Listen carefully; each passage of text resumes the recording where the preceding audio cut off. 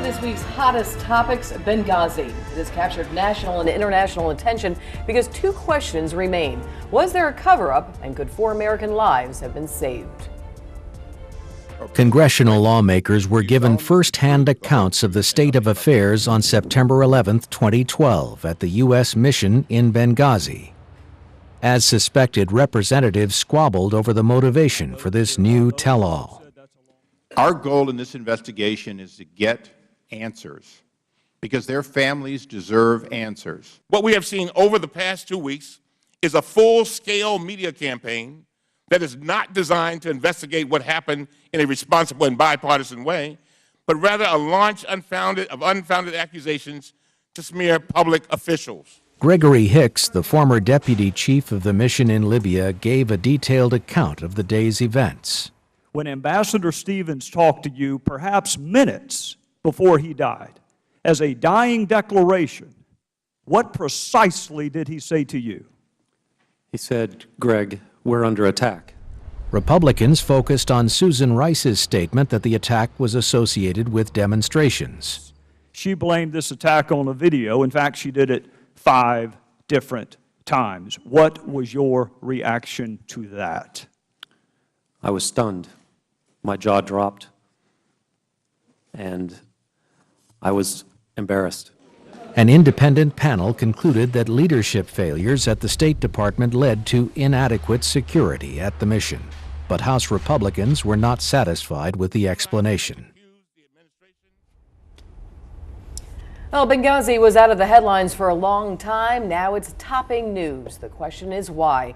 Joining us now, Dee Dee Benkie. We've got Scott Monje and Hamid Abdeljaber. We thank you again for sharing your time and your expertise with Fresh Outlook. We're going to start off with Scott. And Scott, why is this topping news right now? It's we hadn't heard about Benghazi for a little while, and now all of a sudden it's the headlines again. Well, that's a good question. It came up in part because of this hearing in which some of the people who'd been there spoke for the first time in public. The Republicans said that they had been prevented from talking, and so they were allowed to give this testimony. And some members of the committee started citing emails that about the writing of Susan Rice's talking points in ways that the administration, well, in ways that raised the issue, and the administration said were distorted. And the administration has subsequently released the emails, and they were not as described necessarily, and I think will probably put the issue to bed.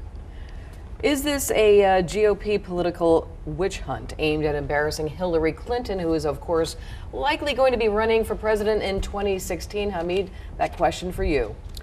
Yes, I do agree with the statement. In fact, in the beginning, in the outbreak of the issue, there was an agreement between the then candidate Romney and President Obama not to politicize the issue and treat it as a national security issue. And then it was the Republican who broke out that cycle, and they tried to take some mileage on it. And by attacking Obama, the issue will not die out. I think they will bring it again and again, due to the fact that Hillary Clinton is a prospect presidential candidate for the 2016, and I think it will come back. There are some groups who are after the Obama administration, no matter what he does, no matter what he tries to put the facts. I mean, they released all the emails. Of course you're going to have people doing that, but in this particular case, you did have 4 American lives that were lost, and the question is, could it be prevented? Dee Dee, I'm going to give you that same question. Is this a political witch hunt because Hillary Clinton is likely going to be running for president in 2016? Absolutely not. That is the most ridiculous thing, because, you know, the issue really is that we've had Americans die, and die in a terrible way. So to say, oh, this is just a witch hunt, this is just political, no, it's not at all. I mean, it's trying to get to the truth of the matter. And we already know that it wasn't the video. We already know that that's crazy. And it was said over and over again by Ambassador Rice. So what else isn't right? What else isn't true? And you know, and Hillary Clinton talked about, we're going to get the people who put this video together right over the coffins of the dead Americans. So, you know, something's not right. It doesn't smell right. It needs to be looked into, and I think the Republicans are doing the right thing. Well, if I could jump in on that right now. 2 points. One, about the deaths of the people involved. Clearly that's an issue, but that's not what they're talking about. If Congress wants to investigate how decisions were made, security-related decisions, I don't think it's going to be a big scandal either, but they can certainly, it's a valid question to look into. They can look into why the office was even there.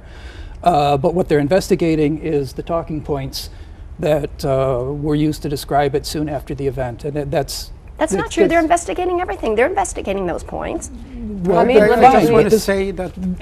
I'm sorry. Please. The other thing I wanted to say is that we actually do not know that the video was not involved. People have decided that in their own heads that something can't be about a cheap video and terrorism. Well, that's not necessarily true, actually. Dee Dee clearly does not agree with that statement, but I Hamid, disagree too, because there was a committee which investigated the issue thoroughly under the leadership of Negroponte, who's a well-known expert on the issue of security, and they came up with a conclusion. They put it in the front of the Congress. It answered many of the questions, but again, the issue will be brought again and again for political reasons. It's a football game. I mean, I don't think it will die away soon, or it will not, I mean, they will not just take the lessons learned from that issue to strengthen the security of the embassies, which the report clearly said what we need to do is to have a little bit more budget in order to strengthen the security of the embassies alone, which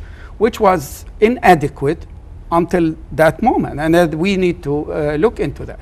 well, let's go back to UN Ambassador Susan Rice. She went on 5 Sunday talk shows to say that the attack was because of an anti-Islam film. Now, any truth to that, and why the State Department officials are now speaking out saying this was a terror attack? It happened on September 11th, and they believe this to be a terror attack. So there's a little controversy going on there, right there. And Scott, I'm getting you're to my right here. I'm going to start with you and go right around. It can be a terror attack, and it can involve an anti-Islamic film. I don't know why people find it so difficult to believe that Islamic extremists would be upset by blasphemy, and that's how they view this thing. The fact that it was cheaply made, and there's no evidence that it was planned any earlier than the afternoon of the day that it happened.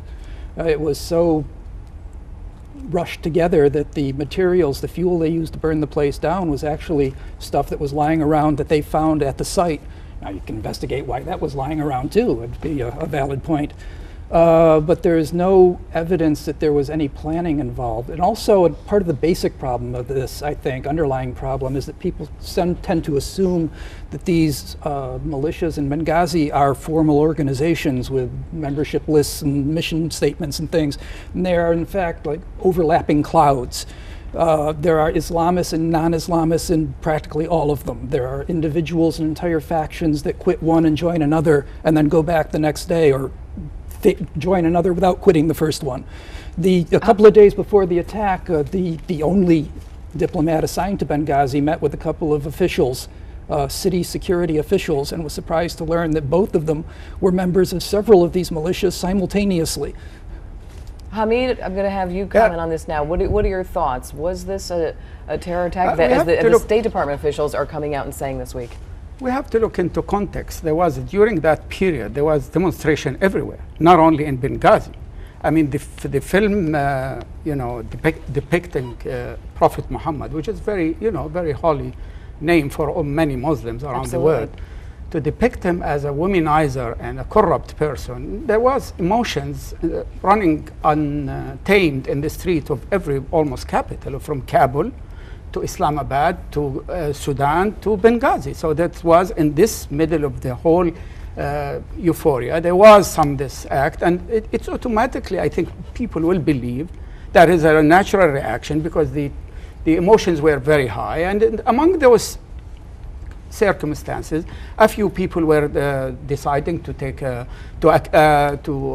undertake a terrorist act. It's hard to immediately identify that as a terrorist act because of the chaos, because of the situation. Benghazi was a city was unruled by by law, and there was so many different militias were running untamed in that city. So I think it's natural to say that it has to be do with the film. And then later, the facts came to see that, no, there is a small group who was planning a terrorist act. Well, of course, it also fell on September 11th. Exactly. So there was also that. Dee Dee? You might believe that if it wasn't on September 11th, but sorry, there's no way. There's not that big of a coincidence.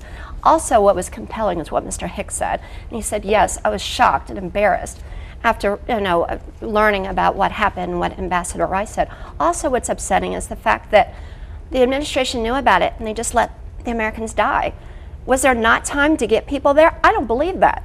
We can, as Americans, make sure and have our military go in and try to save those people. They didn't do it. And I think that is what's upsetting to a lot of the members of Congress. And that's why they want to look into the truth. And also, some folks are saying, and they feel like there might be some evidence or clues that there was gun running or there's something else to cover up, which is why they left it alone. And also remember, too, that it was only a month before the election. It was a sensitive time for things to come up.